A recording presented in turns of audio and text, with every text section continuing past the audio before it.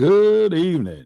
I decided to do a quick clock it with AD Brian and don't even have the clock on. It's just going to be a few minutes. I just want to say, I have a couple things on my mind.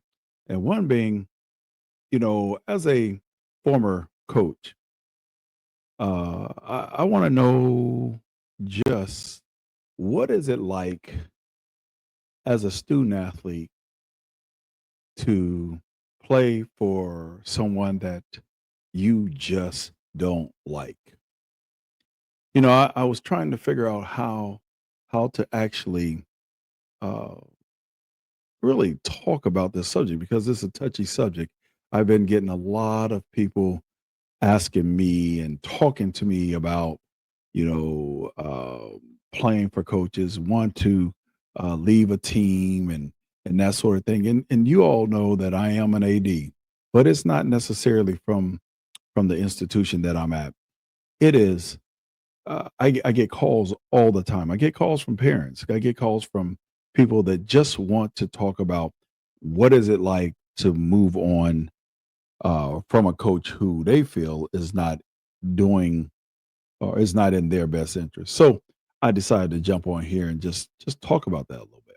So we have a potential star student athlete, and I say a star potential because in reality they all could be stars, but because of their lack of affection and uh, really respect for coaches, they decide not to want to play.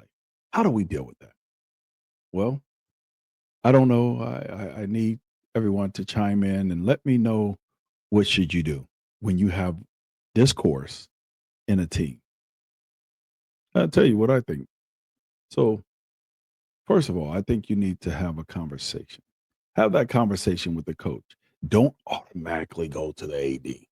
That's the first and foremost. Once you do that, then you've gone to a level where you know that it's really no return because once you do that, then it becomes something that a coach don't want to hear anything about you talking to their boss, basically.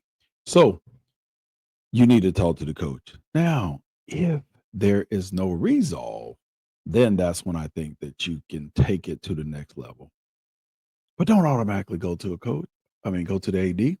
Don't automatically go, if there's an institution, don't automatically go to the president. Talk to the coach. Don't tell your parents to do it. You do it. At the collegiate level, you're grown. At the high school level, it's different. Parents can talk to the coaches, but I tell you, that really puts a strain on the player because everyone is human. And then what they end up doing, they end up taking it out on the kid.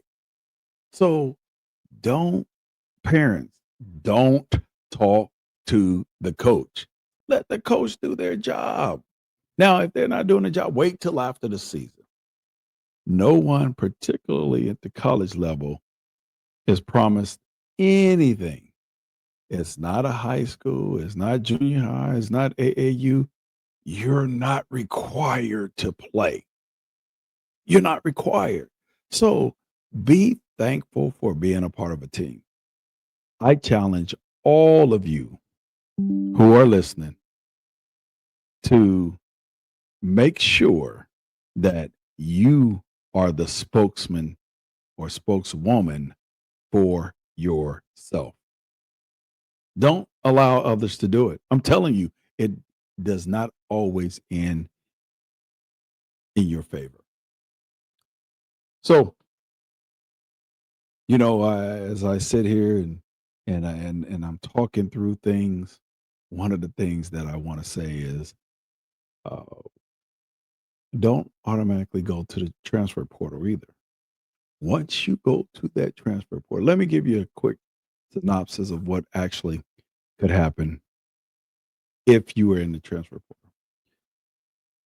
Prime example, you get you're getting a new coach and you're just like, I don't know. if I want to stay here, I'm going to get in the transfer portal and see what my options are.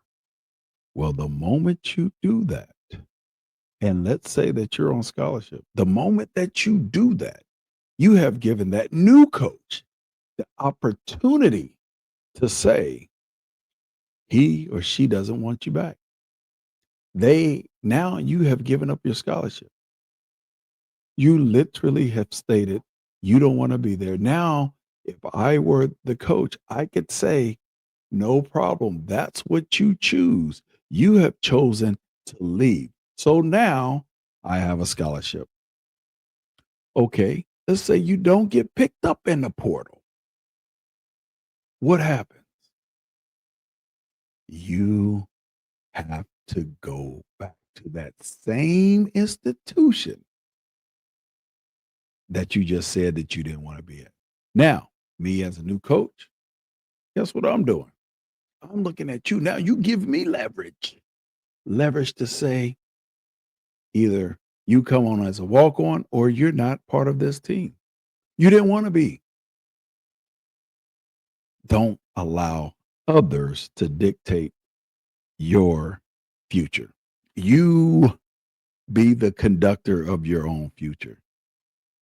And I'll tell you, these young folk, they don't understand. They see the glitz and the glamour and the money in some cases, and they're ready to leave.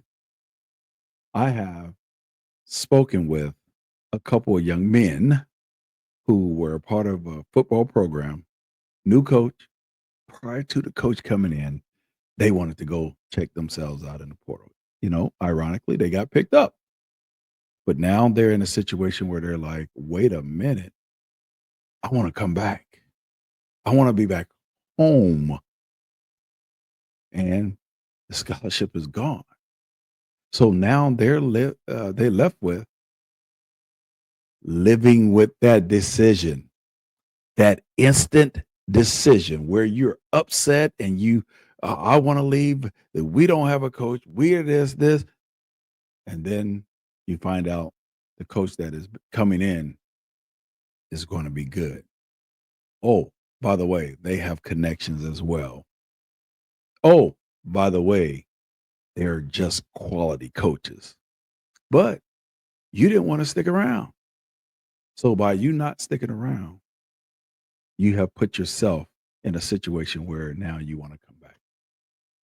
So I tell everybody, as you are looking to really be a part of greener grass, be careful, because in order for that grass to stay green, sometimes you got to water it a little bit more. Or sometimes it's just fake. You know, I've seen that too. But I challenge you all that I challenge you to be a man, be a woman, and just face the coach, face the obstacles head on, and you be the conductor of your future. My last statement tonight is I want to know, and I was going to talk a little bit more about how you deal with a coach that is just not in your favor, or a coach that is praising you too much, and you need someone to really, really get on your butt. How do you deal with that? That's two extreme circumstances, but it happens. Um, but how do you deal with it? So I'm not going to go into it because it's a lot, but I just wanted to stop on here and say, I'm excited about Clock It with AD Brian. It's funny, we do this Clock It and we do it for 15 minutes. You know, the greatest form of flattery is imitation. And I've seen some people automatically start, well, I want to do a 15-minute segment. And I just laugh, smile, because, you know, again, the biggest form of flattery is imitation. I'm going to leave you guys tonight. Remember, it's just a game. So be humble, stay humble, but more importantly, be your best.